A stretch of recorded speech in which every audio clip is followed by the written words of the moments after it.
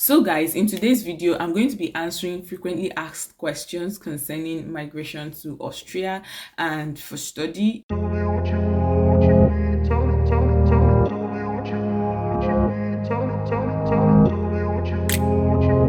Hello guys, welcome back to my YouTube channel. If you're new here, you're welcome. My name is Joy Ada. To my old and returning subscribers, thank you so much for coming back again. I really appreciate it. I do not take your love and your support for granted. So guys, in today's video, I'm going to be answering frequently asked questions concerning migration to Austria and for study. So you guys stay tuned so that you get all the details, because I know that a lot of you do not have the patience to go through the comment sections and see the answers that I give to some people, okay, in the comment section. Okay, I've made a video concerning migrating to Austria and all of that at almost zero cost, so you might want to check that out. I'll leave the link in the description box and I'll leave it also in the cards, so do check that out as well. All right, and I also have a lot of videos talking about how you can migrate to UK, how you can search for tier 2 sponsored jobs and things like that, how you can migrate to UK as a healthcare assistant, as a senior carer and things like that. So yeah, just check it up and I'm very sure it's going to be beneficial to you. Okay, so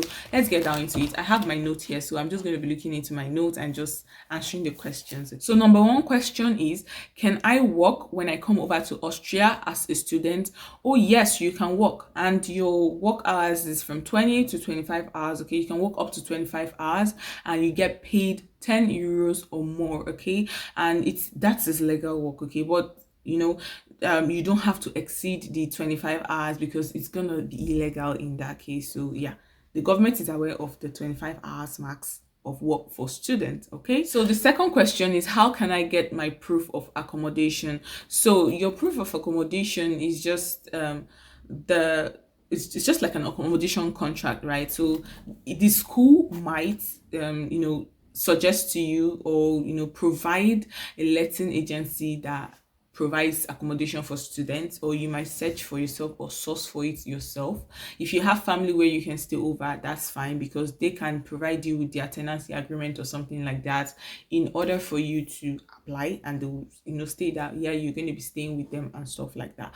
But if you don't have anybody, you have to provide your proof of accommodation. Okay, and yeah, you have to get it because it's going to be linked to your phone number, your account number, your everything literally, and you can't run away. Yes, so you need that proof of accommodation. Is very important. And for the proof of accommodation, I just have to state at this point that you are going to be paying like a deposit, okay, or a caution fee. Okay, so keep that in mind when you're trying to get an accommodation, and they are really cheap accommodations in Austria. All right, so yeah, just keep that in mind.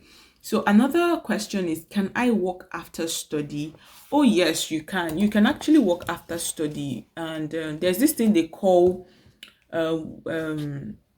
work search visa. So when you're done studying, they give you 1 year of that work search. So for that 1 year, you're searching for a job, you're trying to get a job. When you get a job, your employer will now switch your visa to a work visa. Okay, so that way you'll be able to work, and then after you've stayed for a couple of years, maybe 5 years, then you can now get your PR, your permanent residency. Okay, so yeah.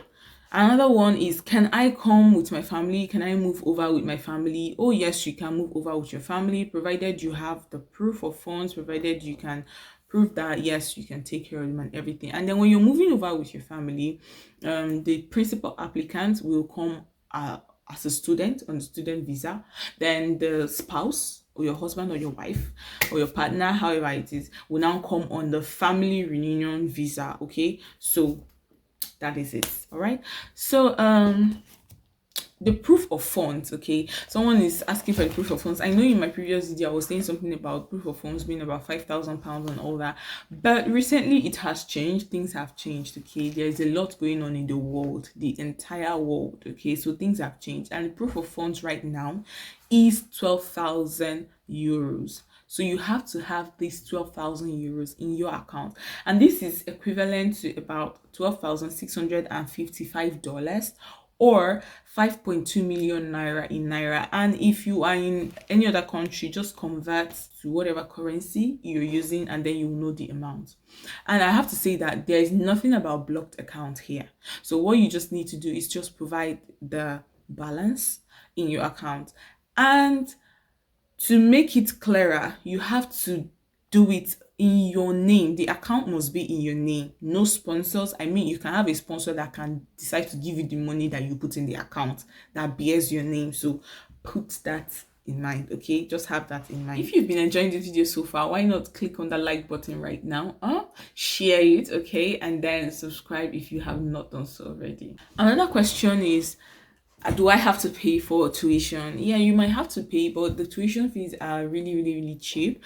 Like I said in my previous video, the fees are really cheap. It's as low as 365 euros. That's about 600,000 naira, if I'm not mistaken. And yeah, for 2 semesters, it's going to be 1.2 million. So 600 or 700, so about 700 euros or so. So yeah, do the maths, and yes, that's it. So you have to pay a little bit for your tuition. And another thing is, do I need IELTS? Oh, IELTS is not needed. Okay, IELTS is not needed. Yeah, that's just what I'm going to say. And another thing is, you have to know that courses are taught in English language. I mean, for the undergraduate courses, you might have to learn German, you might have to learn to speak the language, but for masters and PhD courses, there are courses that are taught in purely English language, okay, and you don't need IELTS for it, okay. Another thing is documents. What documents do I need? I tried to cover this in my previous video concerning migration to Austria, but just as a brief overview, I'm just going to talk about documents, okay.